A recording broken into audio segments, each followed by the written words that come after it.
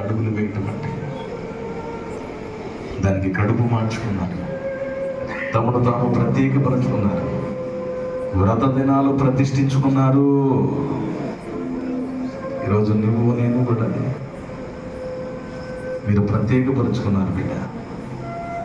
సమయం వేస్ట్ చేయబాకు. ఇందాక లేటుగా వస్తే బాధేసింది.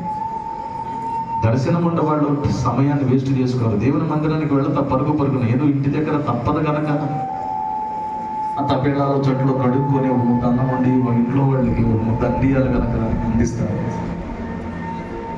కానీ నేను దర్శనం కలిగిన దానం నేను పరుగున దేవుని దగ్గరికి వెళ్తా. దేవుడు నాతో మాట్లాడతాడు, ఆయనే నన్ను రేపుతాడు, నా దర్శనాన్ని నాకు గుర్తు చేస్తాడు.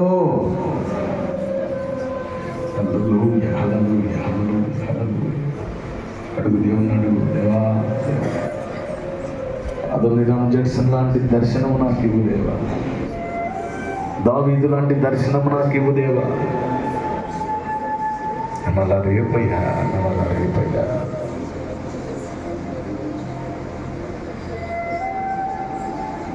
ఒక ప్రత్యేకమైన పాత్రగా దేవుడిని నిలబెట్టాలనుకుంటున్నాడు. అద్భుతమైన విషయాన్ని నీ దృష్టికి తీసుకొచ్చాడు. దానికి విధేయత చూపించి ఆ మాట ప్రకారం జీవించడానికి అడుగులేస్తావో లేకపోతే తిరుగుబాటు చేసి తృణీకరిస్తావో అని ఇష్టం. చేద్దాం, తెరిచి ప్రార్థన చేద్దాం. ప్రతి ఒక్కళ్ళు స్వరమెత్తి అడుగు, దేవా నాతో మాట్లాడినందుకు వందనాలు చెప్పు.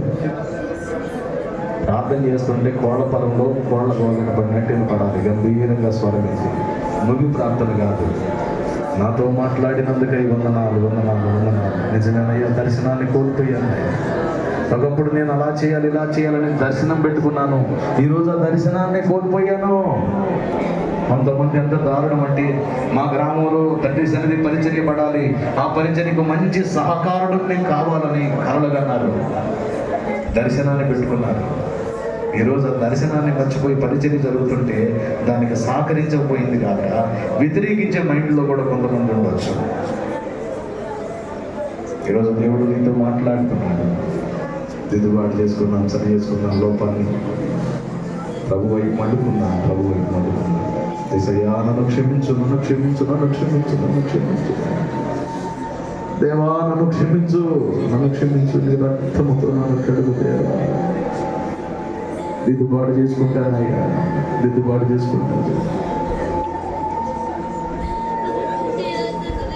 ఒక గురి పెట్టుకొని వచ్చాడు గెహాజీ, కానీ గురిని మర్చిపోయాడు.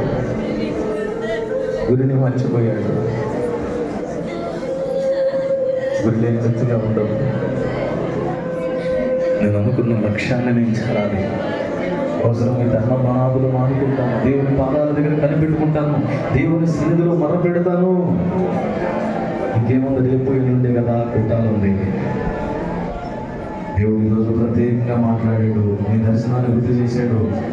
ఈ 2 దినాల వల్ల దేవుని సన్నిధిలో పెరుగులాడు. దేవా, ఒక దర్శనం పెట్టుకో.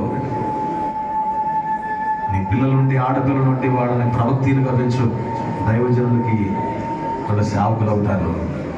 నీ మగ పిల్లలుంటే వాళ్ళని సావుకులుగా పెంచు. తమ్ముడు అన్నా, నా బిడ్డని సావుకులుగా పెంచు. ఒకవేళ నువ్వే ఉంటే నేనే సావుకుడు కావాలని ఒక దర్శనం పెట్టుకో. చదువు లేకపోతే నేను దైవజనుడికి సహకారిగా ఉండాలని ఒక దర్శనం పెట్టుకో. కాస్త కూస్తో నీకు ఆర్థికంగా ఒకవేళ ఉండి ఇంకేమి చేయలేని పరిస్థితులు ఉంటే నాకు కలిగినదే దేవుని పరిచరికిస్తానని ఒక దర్శనం పెట్టుకొని నీ కలిగిన దాంట్లో తీసుకొచ్చి దేవుని పరిచరిక సహకారిగా మారు. దేవుడు నిన్ను అంతకంతగా దీవిస్తాడు. నీ సరిహద్దులు విశాలపరుస్తాడు. నా మహిమ కొరకు నేను వాడుకుంటాడు, నీ కుటుంబాన్ని వాడుకుంటాడు.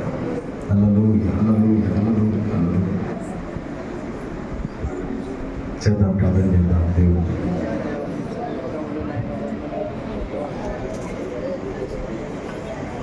ప్రేమ స్వరూపి పరిశుద్ధుడు అయిన ఇవాళ మాతో మాట్లాడిన మాట కొరకని అంత నమ్మదగిన దేవుడు లేదా, నీ పాదాల దగ్గర కనిపెట్టుకున్న వాడిని నేను విడిచిపెట్టినని మాటించిన దేవా,